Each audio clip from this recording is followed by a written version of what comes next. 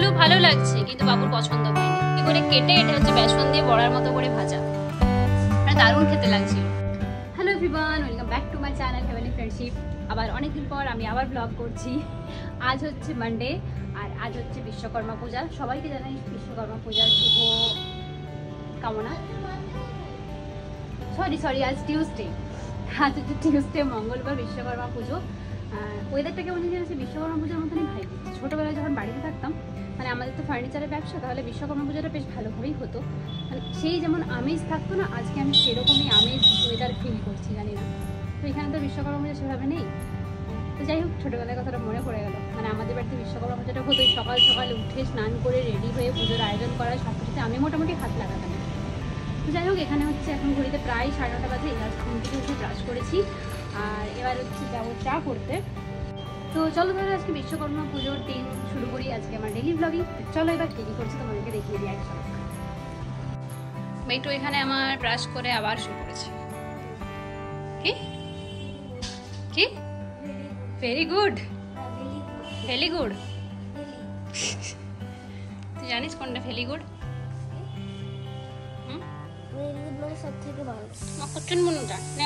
একটু পড়তে বসো, পরীক্ষা যে বাবুর পরীক্ষা কদিন পরে, পড়ার নাম নেই। মা এখানে হচ্ছে মোচা কাটছে। আচ্ছা, মোচা এখানে আবার একটা মোচা আছে, শুধু মোচা আর মোচা।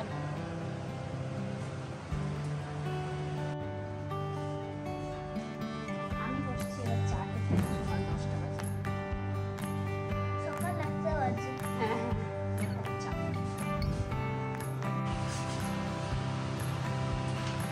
কাটা হয়ে গেল তোরটা? অনেক দুটো এনেছিল মনে হচ্ছে, বড় বড়। এই হচ্ছে থোড়। আজকে শুধু কলারই সব হবে, কলা মোচা, কলার থোড়। আর এটা হচ্ছে আমাদের স্পেশাল একটা জিনিস, যেটা মা শুরু করেছে আবার খাওয়ানো আমাদেরকে। ওই মোচার থেকেই পাওয়া একটা স্পেশাল জিনিস। সেদিনে মা আমাকে ওটা ভেজে একটা জিনিস বড়ার মতো খাইয়েছে, কিন্তু আমি আর বুঝতে পারিনি যে কি, কিছুতেই বুঝতে পারছিলাম না যে কি জিনিসটা।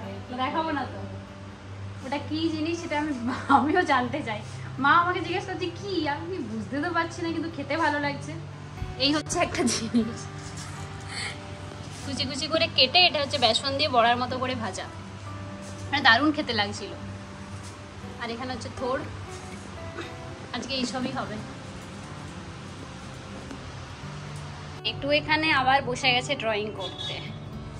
এই যে এখানে এই মা দুর্গাটাকে কালকে এঁকেছিল, ডার্ক হলেও ভালো লাগছে, কিন্তু বাবুর পছন্দ হয়নি। এই যে আবার এখানে করছে। হ্যাঁ, টাইম পাস, পরীক্ষায় পড়তে যেতে না হয়। আচ্ছা ঠিক আছে, সত্যি। চলো, মা ওইদিকে সবজি কাটছে আর আমি হচ্ছে যে বিছানাটা শুরু করছে। মা এখানে দিয়ে দিয়েছে আলু ভাজা। না না,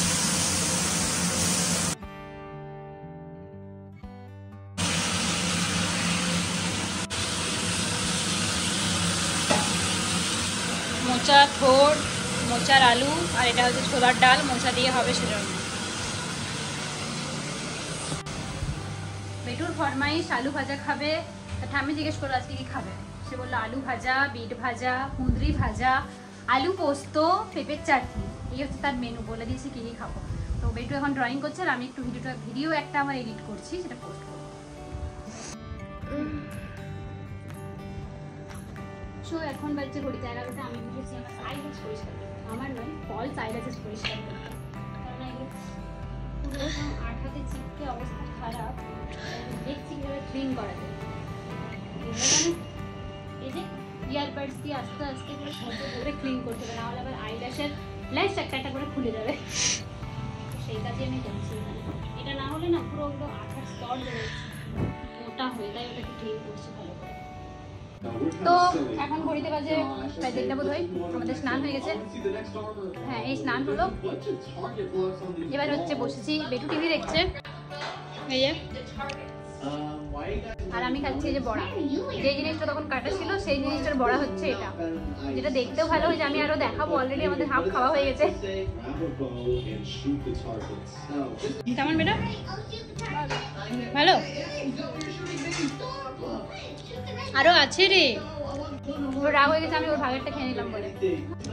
এখানে মা আমাদের জন্য মা খাবার বাড়ছে আমাদের, আপনিও একবারে বেড়ে নিন। এটা হচ্ছে ব্যাটার স্পেশাল থালি, ভাত, কুঁদরি ভাজা, আলু ভাজা, এটা হচ্ছে পিঠ ভাজা, এখনো বাকি আছে ওর থালা কমপ্লিট হতে। মা ওই জন্য বেছে বেছে নাতিকে ভালো ভালো দিচ্ছে, যার জন্য বাড়া হচ্ছে তার কোনো পাত্তা নাই, টিভিতে ব্যস্ত। আয়, এই হচ্ছে সেই বড়া, এতগুলো হয়েছে।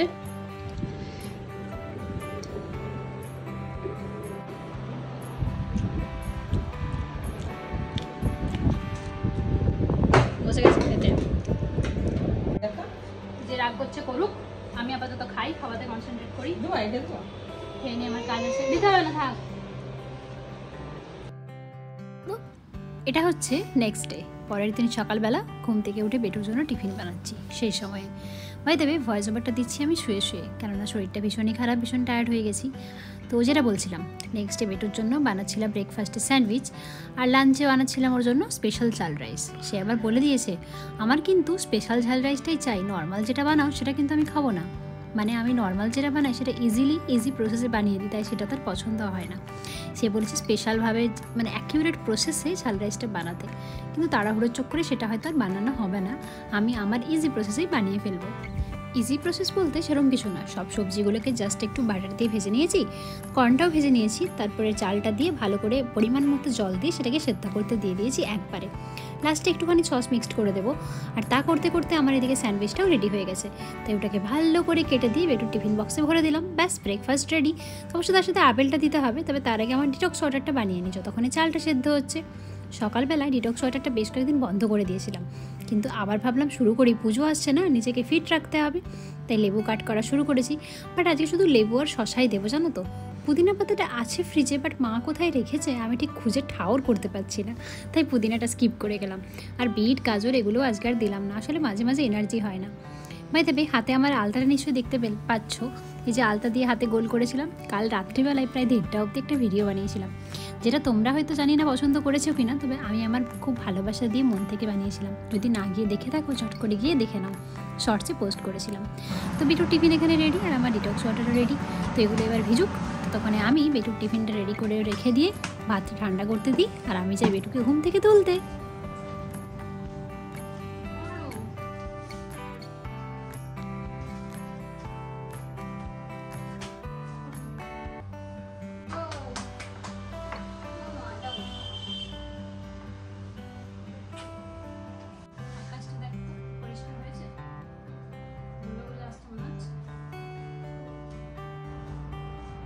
দুর্গাপূজার সময় মেঘটা কেমন হয় জানিস, এই যে তুলোগুলো নিয়েছিস না, এরকম ছিঁড়ে আকাশটা ওরকম তুলোগুলো মনে হয় এরকম এরকম করে পেঁজা তুলোর মতো রাখা আছে। দেখ তো আকাশটা মনে হচ্ছে ওরকম, এখন হয়নি, মেঘ হয়েছিল না।